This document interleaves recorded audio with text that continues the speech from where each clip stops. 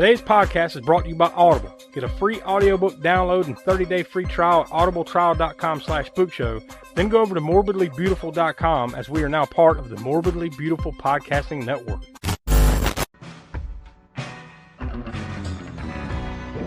alive! It's alive! It's alive! You float too! You float too! You're too! Everybody here dies by dawn. Dead by dawn! Welcome to the Spookshow. Hello, welcome to the latest edition of the All-American Spookshow podcast. I'm Josh, and I'm joined here with the Professor Smoke. What's up? Tiana could not be with us, but ironically, this is Tiana's choice, right? She had to pick a recent, I was going to say newer, but like we have newer, recent, vintage, older, right? Whatever these different categories of horror. She had to actually pick a recent one, so she went in the time machine and went only 3 years backwards into the year 2022, and she selected Deadstream. Had you seen this one before this? No, this is one that Tiana had watched or whatever, and that she had liked or whatever. Like, oh, I want you to watch this one, kind of thing. Yeah. So no, this was the first time, but I didn't see it when she first watched it, which was not too long ago, I don't believe. But yeah, same here. I've seen it before this, but I don't remember. It wasn't like right when it came out. I probably watched it at some point in 2023, maybe sometime last year. I think it was in 23 when I watched it. But yeah, I enjoyed it then. So we'll see. Yeah, we'll see about now. Before we dive into it, though, I want to remind everybody to go check out aaspookshow.com. We call that the center of the Spook Show universe. From there, you can check out all of our past podcast archives. You can also go to our YouTube channel from there, where every month we have series such as Hammer Horror in Order. We have Video Vortex, and we have Grindhouse Gutter. So all three of those are different types of little mini-series that we do over there on YouTube with video and everything. So you get to see these lovely faces over on YouTube if you want to check that out. And we have a lot of fun with those, so we encourage you to check that out. And also, we encourage you to become a patron of the Spook Show. Help us out by going to patreon.com/AASpookshow. You can also get to that by going to AASpookshow.com. You become a patron, you get podcast episodes early, you get extra stuff, extra podcasts, always working on new stuff, fresh ideas over there. So you want to go check that out at patreon.com/AASpookshow. So without any further build-up, we'll go ahead and toss to the trailer for Deadstream. This is Sean Ruddy coming to you live from Death Manor. For 7 years now, you have watched me face my fears for your entertainment. There is one fear that I haven't yet faced. I will be spending one night alone in a haunted house. Don't forget to smash that like button, smash that subscribe button, and follow me on Livid. This is the most haunted house in the United States. Death Manor was built in 1880. Mildred lived here for 8 years in this house. She hung herself at the end of this hall. Tonight we're going to be monitoring 3 rooms, all of which have actual documented paranormal activity. I hope you all appreciate the public service I'm doing by being here. Are you still with what's her name? No, shh, we're here. Oh, come on, that doesn't even look real. I'm not falling for this Photoshop hack job.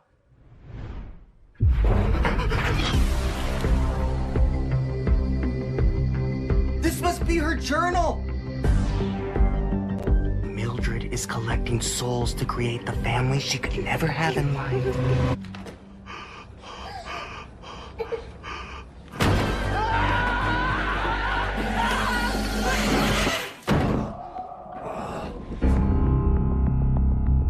She sold her soul to the devil. I understand why you do what you do.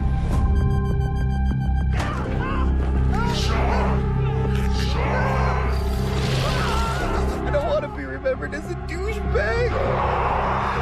Somebody help me!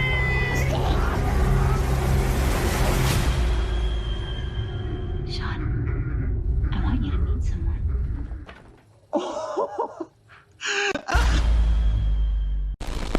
All right, there you go. That's the trailer for that. So this one, like I said, I'd already seen it before.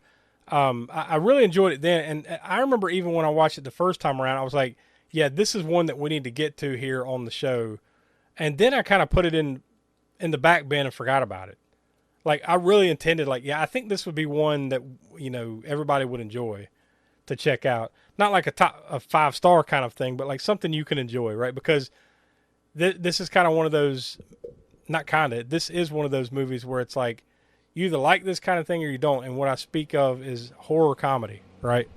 That can be somewhat divisive in some ways, right? Oh yeah, definitely. Especially when it comes to when you're putting it, I guess, in the context of a found footage kind of movie too, right? Yeah.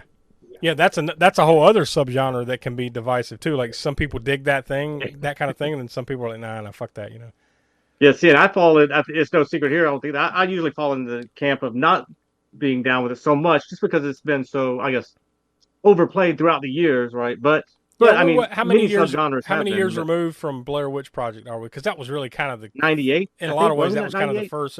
Yeah, that sounds about right. 98, 99. 99, maybe 99, 98, 99. So we're easily, let's just call it 25 years into this trend. Yeah. Because there were probably ones that you can kind of consider that beforehand, but that was really the one that started this, right? And true, yeah. So you really kind of 25 years into this thing. So like, I think there's been examples where there have been good ones, and then there's way more that have been shit. Yeah. And I mean, even from the beginning, Blair Witch was one of those things where it's kind of like I saw it in the theater, and you kind of shaky camera and all that stuff. So it is kind of, what's the term for it? And they even had a warning for it at the time. It could make you have headaches and all that stuff just because of the shaky cam. Motion sickness. Yeah. And so it's when you're seeing it on the big screen, which a lot of these didn't get big screen releases after Blair Witch Project, right? A lot of them went straight to video. Yeah. At that time, straight to DVD, I guess, or whatever. The only ones I can think of that were big releases following that one might have been those Paranormal Activity flicks. I'm sure there's some other ones I'm blanking on, but big releases, not many. Most of them, like you said, straight to DVD. Yeah, just because Blair Witch was such a that monster movie Cloverfield. Remember that was that one. I'm sure there's it was shot that style. Yeah. It's not home video. My recollection of that one, it's been a while since I've seen it. It wasn't all like that, but most of it was. It's enough to call it found footage. Yeah. I mean, I've always been kind of on the fence. I'm not against them as long as they're done well. But like you said, they can, like anything else. Oh, we've got this one thing that did really well. Let's just run it into the fucking ground, right? Yeah, and I there's a lot of subgenres that get that treatment. Zombie movies, slasher films, right? So you get a lot of subgenres that just keep going and going with it. It's just me personally, I'd be more akin to liking slashers, or even like the aforementioned zombie movie, at least pre Walking Dead, because once Walking Dead hit, there was I mean, if you thought there was a lot of zombie movies before Walking Dead, just afterwards there was just a shit ton more that came out. But I will say, if you think about it, that found footage way of doing things, I think it works a little bit better if it's a supernatural haunted house type flick to me than it does some other ways that it's been deployed, if that makes sense. And as we mentioned too, if anybody's been watching the show or listening to the show for a while, I haven't seen any of the Paranormal Activity movies yet. And I've kind of been putting it off now until we do it on the show, right? So, at this point, just wait.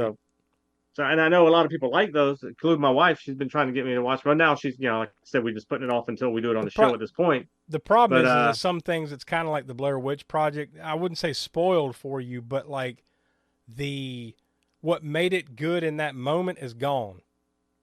So I wonder about that with you, Yeah, because there's been so many more movies that have come out, and some of them that I've seen, and some of it just avoided because, let's face it, I mean, like the found footage genre, again, for me, you have to really be into that genre to just keep watching everyone that comes down the pipe, right? Yeah, and what made it unique and special in that moment has probably been spoiled milk in a lot of ways, because but we'll see, we'll get to it, and we'll see how. And I've probably seen parodies of it, right? I don't know if the Scary Movie, if that had come out at the time when the Scary Movie parodied that or not. I don't remember. That might have been before. I don't remember the time. That might have been came before, out after the Scary Movie. It seemed like there was some type of spoof. I want to say there was straight up like a Paranormal Activity spoof. Yeah, and there may have been, and that might be one that Tiana has also watched and liked and hasn't. We haven't watched yet because I haven't seen the Paranormal Activity movies themselves. So yeah. This one, though, is different because not only is it the found footage, not horror type stuff, but it's comedy. So this one is entirely different from anything I've seen. I don't know if this one's been done like that turn of the found footage thing, right? You know what? Other It than like reminded me a lot. other than Scary Movie, whatever knockoff we were talking Yeah, about. the knockoff parody, but not straightforward horror comedy. Where And I it's didn't know that was something's really actually what it was going to be. I didn't read anything about it. I didn't watch a trailer for it or anything. I just Me went either. into it. Me either. Yeah, and you did when you first saw it, and Yeah, it when the starts first off time, almost like a serious found footage in a way. I mean, there's quirkiness, right, but not straightforward horror comedy. Yeah. And it goes straight. It plays it straight. It actually has some good scary atmosphere built up, I thought, up until a certain point where it takes that definite turn into horror comedy. And for me, that point happened whenever the body, by the way, we are a spoiler film podcast, so at this point there will be some spoilers for I mean, it's a horror comedy, but there are some spoilers that could be could be found here, and this is one of them. So if you haven't seen it, go check it out, but otherwise, yes, definitely move forward. And so at the point where the body was hanging from the stairwell, the ghost body, and he's seeing it, I think, in the video camera, right? But when he looks, it's not really there. You look at it in the camera or look at it. And he's holding it up with the iPad or whatever. He's holding up and he's walking. Oh, there it is. And then he gets right up to where the body should be. And then it all of a sudden becomes tangible and grabs him. And at that moment, it took the turn for me into, from that point forward, it was horror comedy, right? With over the top, maybe not straight out horror comedy, but the supernatural was definite at that point.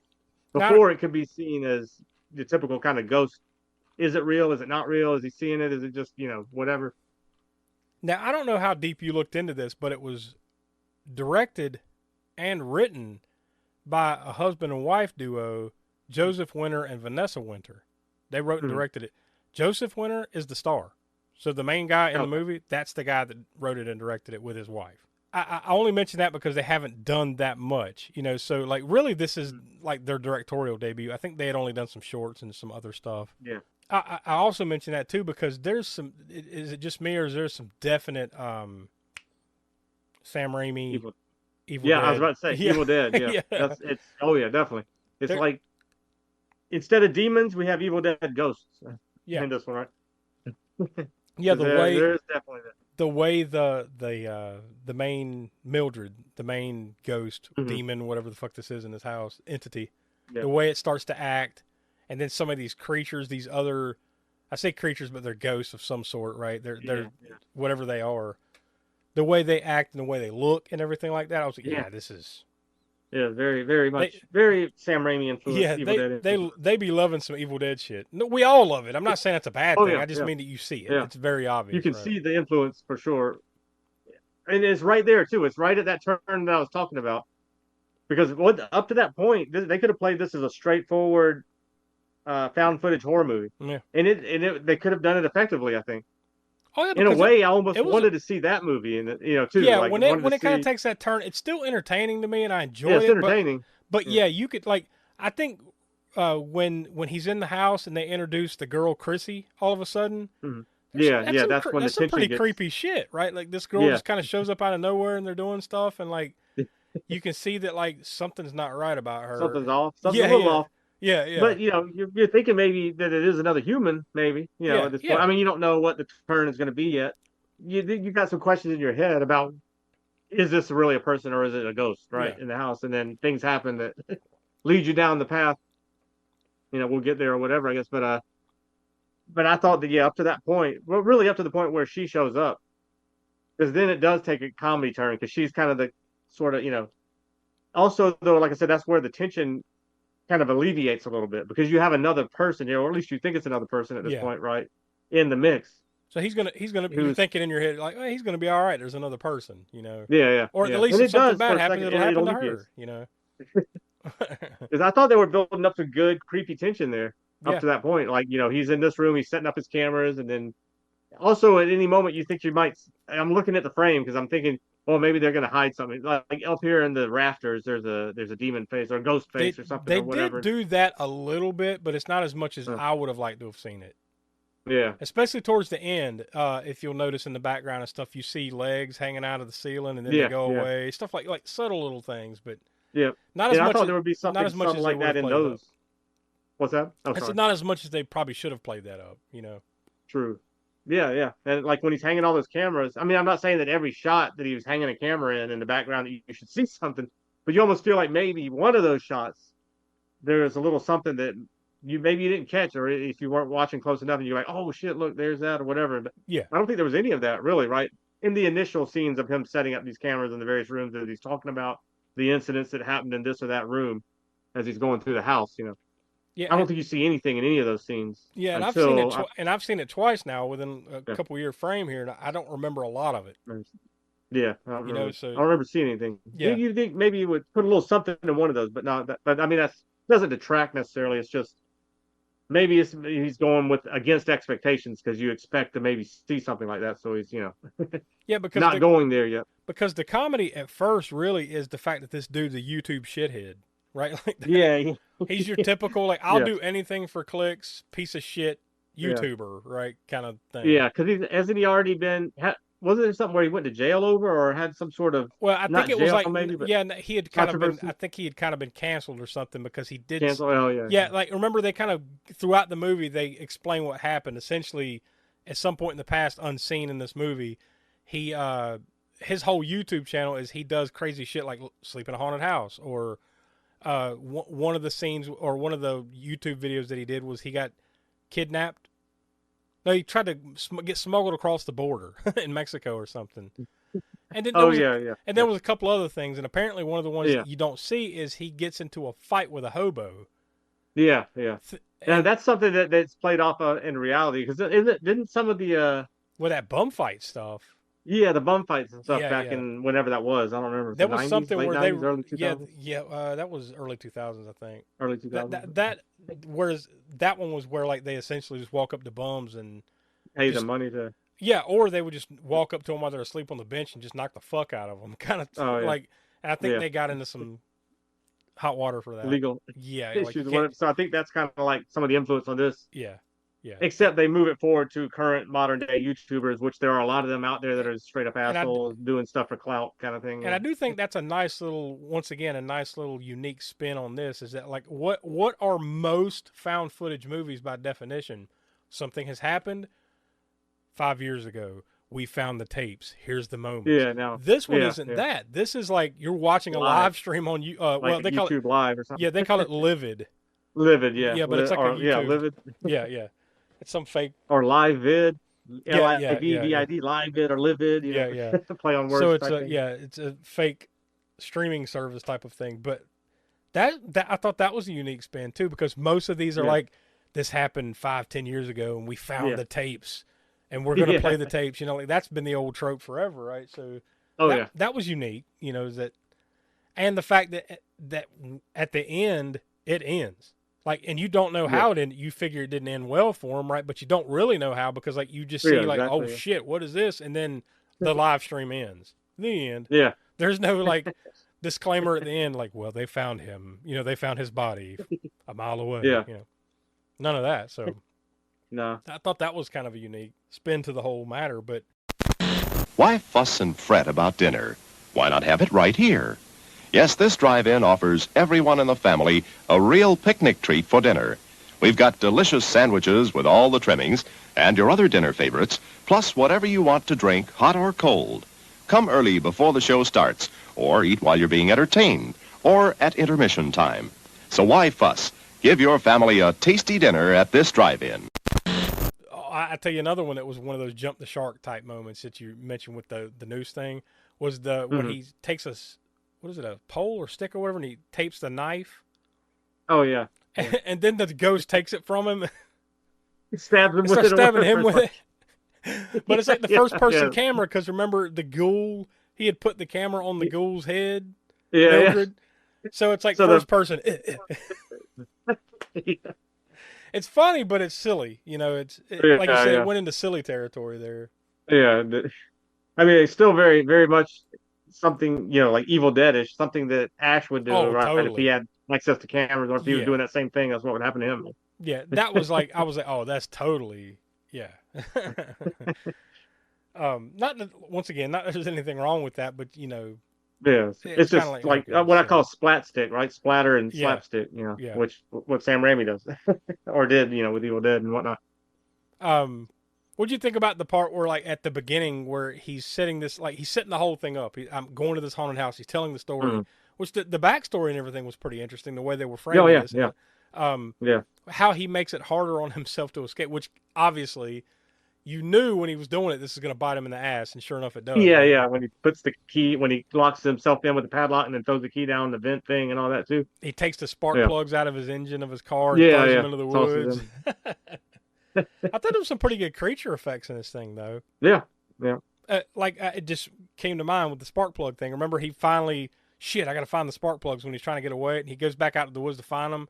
He finds one or both of them, whatever, on the ground. And then he looks up and there's like this rock-looking creature that kind of like stands up and turns around and looks at him. Like it's just another one of the ghouls or whatever. But like, yeah. I felt like that was pretty well done creature effects and stuff. Like the tub monster. Yeah. Some of that stuff was pretty good, right?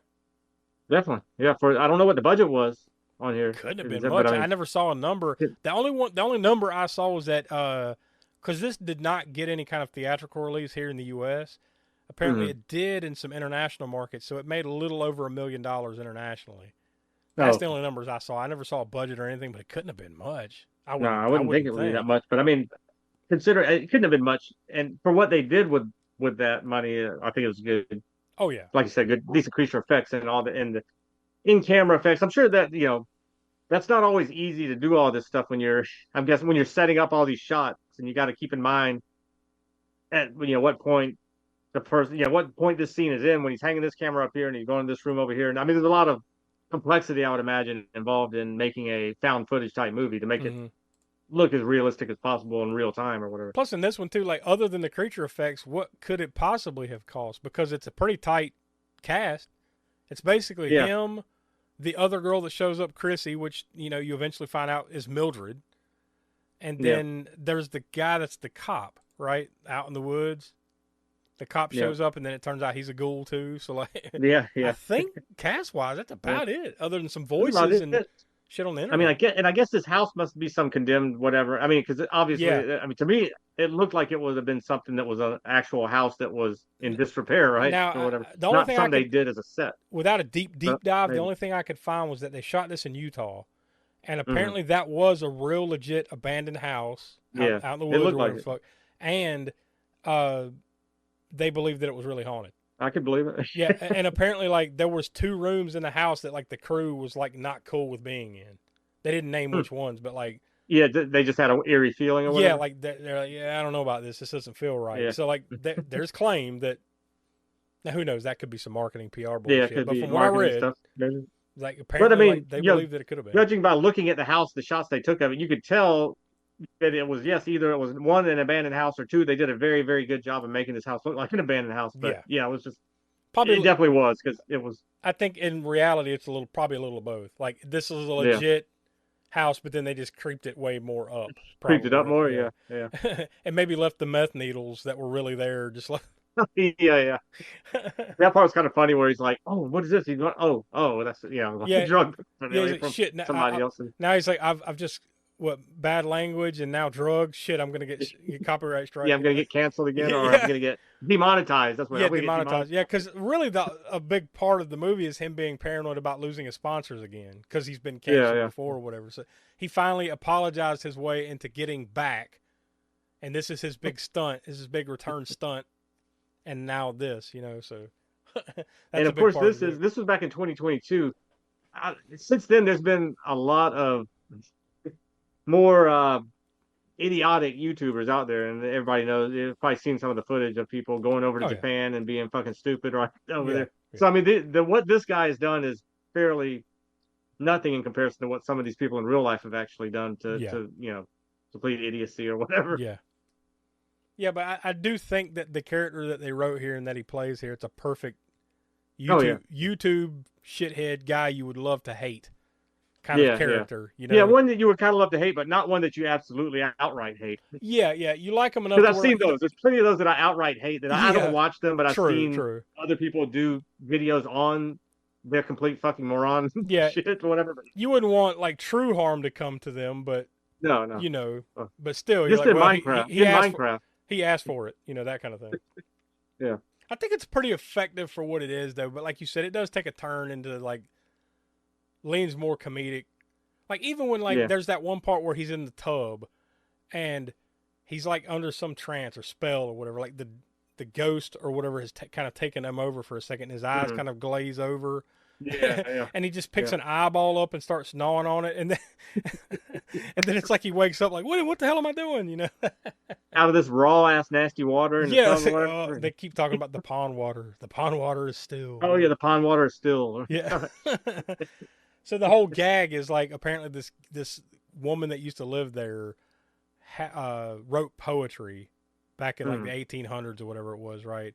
And kind of in a way she's similar to him, like she wants an audience for her poetry, but she's got shitty poetry. So like, essentially, right, like way back in the past she ended up killing herself, but she made some deal with the devil or something, and now she lives on, and anybody that comes into that house, I guess, she kills them and takes their spirit as an audience. Yeah. Kind of. Seems, yeah. As an audience for her shitty poetry. So like there's a lot of him reading her shitty poetry and then eventually coming to this conclusion that she's just a shitty poet who needed an audience, you know, kind of like me. Oh shit, you know. But yeah, I think, you know, as corny as it is at parts, I think it's still pretty effective. So I mean, by and large, myself, I mean, we can go ahead and jump to the final thoughts and ratings and everything. I enjoyed it. I mean, enjoyed it enough to like watch it a second time and not like, oh shit, I gotta watch this again. Like, I liked it. You know, I probably liked it a little less the second time, just because like once you've seen the gag, you know, it's kind of like. Yeah, I feel like that could be the case for me too. I mean, now Tiana's seen it twice, and I guess she. It did. Liked it well enough. Not saying it nosedive, but I probably liked it a little bit more when I saw it a couple years ago than I did today. You know, so maybe it drops like a half a star or something like that. But for me, I think it's a solid, fun flick to watch once. You know, like a one-time off. I mean, look, here in the U.S., it debuted on Shudder and it still lives there, so that's the perfect place for something like this. I don't know if it really would require a theatrical run or anything like that. You know, so I think for just something kind of funny and cool to watch on a lazy day on Shudder, it's perfect for that. So for me, I'd say it's a solid 3 stars. I'll go with that. So what do you think? Yeah, well, like as we said, I'm not the biggest fan of the subgenre of found footage overall as a gimmick or whatever, as a filmmaking gimmick. There's some that I do like. I mean, you get the first Blair Witch Project. Now, if you really want to go back, some people have traced it back to Cannibal Holocaust being one of the first found footage. Yeah, you can, in a way. The whole movie isn't done that way, but it is shot on like, to me, I think. I can see where people might take that. Might say that, but I don't feel like that's the same kind of thing they were going for. No, that's not really what that movie's about. It is a cool effect that they used in that movie. Just to go back to that for a short thing, is that they shot this movie in what is it? That 35 millimeter was the wraparound stuff, but the actual footage that the supposed documentary crew made in the jungle, and then brought, people, that team had to go in and they found it, go into the jungle and meet up with the cannibals and get, trade and get the footage from them, these canisters or whatever. And that was shot on was it 16 millimeter? Probably, I believe. Yeah. So they make that look like this documentary. So it works in the context of the wraparound footage is 35 millimeter in this documentary, supposed real documentary. It doesn't look like a movie. It looks like, but I don't really consider it to be what is it? Proto? Yeah, proto found footage. Like there's proto slasher. If proto found footage exists, I guess that would be it. But I don't know. That'd be a stretch. But yeah, I don't include that as they found footage. I could see the inspiration it would provide in that way, but I don't consider it one. So, but yeah, Blair Witch, I kind of considered it. It pretty much is the first true found footage. That's what I've always pointed to that one as that's Patient Zero. There might be some other one. Well, in 1942, you see, no, fuck no. Yeah, I'm sure there's some other proto ones or whatever, if that's such a thing as they're calling that, whatever. But somewhat that inspired. How about this? If nothing else, Blair Witch was the first one that did it right, as far as like that marketing campaign and everybody holy shit, this is real. This really happened. Definitely. We need to go see this footage they found. I think they really suckered a lot of people for a minute there with that.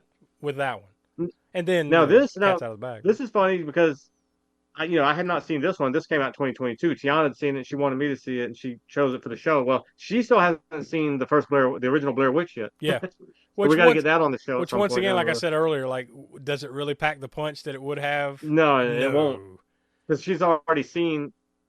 She's already knows or seen bits and pieces here and there anyway, so she's already kind of visually probably had it stuck in the back of her mind. Yeah, like once she actually sits down and watches, oh yeah, okay, I've seen this. I mean, I haven't seen it in years either, but like to me, you have to go back to 1999.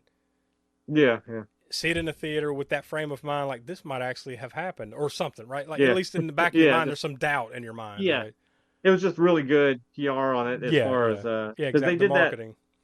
What was that documentary they did? They released it. They had like it was on Fox or something like that, where it was like the same weekend it came out. There's like this behind the scenes documentary of how real this is, or some shit like that. Yeah, like it was a cool addendum to it. Yeah, I assume it's probably a special feature, maybe. I don't know, maybe probably. I've got it on DVD or Blu-ray or something. I need to go back and look, but yeah, I remember that. But yeah, so what's your final take on this one? Yeah, my on this one, I enjoyed it for, for what it was, and then like I said, it took that turn. I thought that they could have gone down the road of because they had that atmosphere going as it's keeping it serious and more in the camp of is this really happening or is it not when he goes in the rooms. And I think they ratcheted up the suspense pretty well there. But then, like I said, it takes that turn more into horror comedy, more into Evil Dead territory. Yeah, and it's fun for what that is. But I thought they could have stuck with being a straightforward horror movie and milked it for all that was. But I mean, I guess they figured that's been done. Blair Witch already has done that. Yeah. How are you going to make it any better? So they being, I guess, fans of Evil Dead and all that, they decided to do something that hadn't really been done, or at least I don't know of it being done. Not quite like this. Is a horror comedy, not like this. Anyways, straightforward horror comedy in the found footage mold, not a parody per se, and not a spoof, but straightforward horror comedy. Yeah, So yeah, I enjoyed it for probably more so than I have most found footage movies that have come down the pipe since after Blair Witch. It's fun. Do I see myself watching it again? I don't know. Maybe some years down the road, maybe pull it back out and watch it again or whatever. It's not one that I'd watch over and over again for sure. But then Blair Witch isn't one that I'd watch over and over again, right? True. We talked about that. It's one of those that you want to show at the time. You want to show it to people. Oh, hey, watch this. And I saw it in the theater 3 times probably, taking other people to gauge their reaction on it. But it's not something that I would want to sit down and watch multiple times in a row. And same thing kind of with this one. It's fun. And certainly worth a watch, at least one watch, even if you are someone like me who's not that fond of found footage movies in general. I think you'll get entertainment and enjoyment out of this one. That being said, I think I'll go with 2 3/4 stars on it, which is very high marks for you on these type of movies. So yeah, on this type of movie, it was fun, it's entertaining, and that leaves me in that area of where I probably would watch this again, maybe down the road some years. Some years from now, whatever. Like I said, it's been a couple year and a half, 2 years for me, and I still enjoyed it. Yeah. Not as much as I did the first time. I might have given it like say 3.5 or so. I really liked it, but now made a little bit down, but I still enjoyed it. It's a lot of fun. Tiana, did she give you a number on what her rating for this year? Yeah, she did. She did give me a number, and I was trying to recall exactly what that number was. Whether I'm off by 1/4 or a 1/2 star, because I tried to message her. Now she's on assignment, quote unquote, as we say whenever somebody can. But she's down enjoying Orlando right now. Yeah. But I think she's already crashed out and in bed because she didn't get back to me for me to confirm exactly what that rating was. So I'm going to go with what I thought it was, and if it was different, she'll tell us when she gets back, and we can adjust it accordingly. But I believe that she had given it at least 3 stars, if not 3 1/4 or so, but certainly 3. We'll stick with 3 and we'll adjust if needed. So that leaves us at 2.9 out of 5 stars. So I think that's enough to say we recommend checking it out. Like we just said, at least once. If you like this kind of thing a little bit more than most, you'll probably like it. Even more than that, you'd probably want to watch it more than once because I think it's a pretty good example of how these can be done well. And entertaining and still have some originality to it. 25 plus years into this silly subgenre of found footage stuff. Well, we don't have the kill count because Tiana's not here, so I guess we'll jump straight ahead to the highlight kill. Let's talk about the kill reel. Highlight kill. And this was a tough one because, right, like the dude is the only thing, quote unquote, alive in this house other than these ghouls, specters, whatever the hell they are, demons, whatever, right? Yeah. I guess I'll go just because it's the only thing you really see on screen. Because even at the bitter end, when like he's surrounded by the spirits of this house or whatever the fuck, and then you assume they just take him over and kill him. I'm going to say the highlight kill is when Mildred reveals herself and like attacks him and like bites him in the neck, and then he stabs her in the neck and kills her, quote unquote kills her. I'm going to go with that with the highlight kill. So that being said, the gore score could be fairly juicy here. So what do you think? Gore score. Yeah, I guess it's it's not as juicy as Evil Dead. I don't think. No. Maybe even not even Evil Dead 2. Maybe as juicy as Army of Darkness, because Army of Darkness itself wasn't like super. Like you said, it wasn't. I think slapstick is a good phrase you said earlier. Splat stick. Yeah. Because it is. Yeah, it's got that humor, and the gore is mixed in with that humor and everything. But again, not quite to the level. The humor is like Evil Dead, and you can see that inspiration, and the gore and the creature effects are also inspired by that. But it's just not at that level of the pure amount of gore that was in Evil Dead or even Evil Dead 2. I don't think it quite hits that level. No. But I'd probably say, I'm not sure now. Not having it in front of me, I don't even know what I've given the Evil Dead movies that we've done, because which ones have we done on the show before? Well, we did the original a while back, like Evil and then Dead. we did the remake, and of course, I think we've done them all except for Army of Darkness. Army of Darkness. Yeah. I'll go back to Evil Dead 2013. You gave that a 10. Evil Dead 2, you gave that a 10. I'm trying to find the original Evil Dead, which you gave. Okay, there it is. 10. 10. So yeah. 10. Okay, yeah. It ain't so, that. yeah, those are. They're splat stick themselves, so the gore level is that like fun kind of gore and stuff. So, but they were still, the sheer amount of it was worth 10 for those. Yeah. This one, like I said, is not up there fully to the 10, but I think I guess I'll go with a 7. Yeah, that's probably fair. It's like got gore in it. Those moments where it's not wall to wall, but when you have it, it's pretty good. The kind of goopy, gory type of stuff where the tub monster explodes and gets the goop all over his face and stuff like that. So there's a couple of things in there. So I can see that. Well, there we go. That's Deadstream. I think it's a good one to pull out and watch, at least for once. Multiple times, I think you really have to kind of like this thing, But if that's the kind of thing you like, you'll love it. So there you go. If you're a diehard fan of found footage movies and you haven't seen this, I'm sure you'll absolutely love it. Yeah, you should go seek it out. If you love that kind of thing, I think you'll enjoy this. And if you're not that big a fan like me, not being that big a fan, I think you'll still get. You might not, put it on a high pedestal or anything, but I think you'll enjoy it. And I think the comedy aspect of it changes it enough to where it's something original, and you should check it out for those reasons, right? So there you go. Next week, we're going to be watching. I forget who nominated this one. Oh no, this is Easter. This is an Easter. That's what it was, because I was looking at the title. I was like, wait a minute, nobody said this one in particular. It's our Easter title because this Sunday, right, is Easter. So we'll be celebrating it on Easter Monday, because our episodes come out on Monday. So we're going to be talking about The Being. And I forget what I forget what year that came out. It was early 80s, right? Early 80s. I want to say it. I mean, I could be wrong on it, but it might be like 82, 83. Could be wrong on that. Sounds about right. I know it's early to mid 80s. So yeah, go check out The Being. So we're going to be watching that as our Easter flick this year. So that should be interesting. So for Tiana, like I said, who's on assignment, Professor, I'm Josh. We are the All-American Spook Show, and we will talk to you next week. Please replace the speaker on its rack when you're ready to leave. Failure to do so will damage both the speaker and your car. We'll be grateful, and so will the patrons who follow you.